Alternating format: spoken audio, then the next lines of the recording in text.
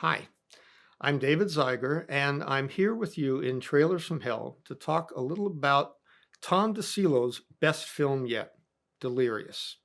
And I should know, because just like Les Galantine, played by the inimitable Steve Buscemi in this movie, I am a licensed professional. While he was filming his 1997 film, The Real Blonde, DiCillo had gotten so fed up with a paparazzi who had been stalking the production.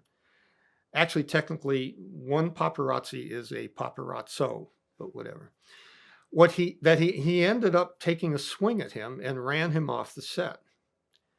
But as time went on, he started wondering about who and what that guy and all the others like him really were. What motivated these folks who seemed so ubiquitous to do that? What are they getting out of it? And how do they fit into the bizarre world of celebrity fame that society is so obsessed with? So, get this, he tracked this guy down and actually spent the next 3 months essentially living with him, soaking up everything he could about his life. And that became the genesis of Delirious.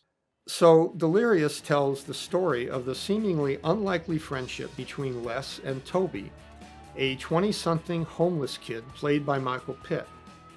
After a night sleeping in a trash container, Toby comes upon Les, trying desperately, as he always does, to get a shot of rising pop star Karma. Toby offers to get him some coffee, which ultimately leads to Les letting him flop in his shabby, barely livable apartment. Buscemi is at his manic best as Les, a guy who angrily declares he's not a paparazzi, but a licensed professional. By the way, there's no such thing. And is full of rule number ones. His overriding goal is getting that one great shot, the shot heard round the world, as he calls it, and he'll do anything to get it. And Michael Pitt, no relation to Brad, by the way, is perfect as Toby, an innocent with that killer boyish look. It's that look that turns Karma's head and sets him on a wild, unexpected path to his own stardom and conflicts with Les. Actually, all of the actors in this film, shot entirely on location in New York City, are tremendous. Alison Lohman is thoroughly believable as insecure pop star Karma, and Gina Gershon does a wonderful turn as Dana, a gorgeous, hard-nosed celebrity manager. This is the kind of story that could easily sink into kitsch, but here there never really is a false moment.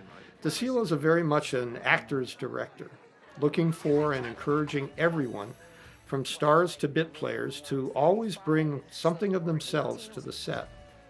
The result here is a film that feels real and natural as it effortlessly swerves from comedy to some real gut punches. Critics compared it favorably to Midnight Cowboy, particularly praising DiCillo's location shooting in New York, which he had to fight his producers to be allowed to do. He calls it a modern-day fairy tale, and Buscemi has described it as a love story between Les and Toby.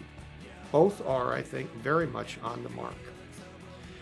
After Delirious was released in theaters in 2006, the financier who owned it went bankrupt, and all of the film prints and elements disappeared.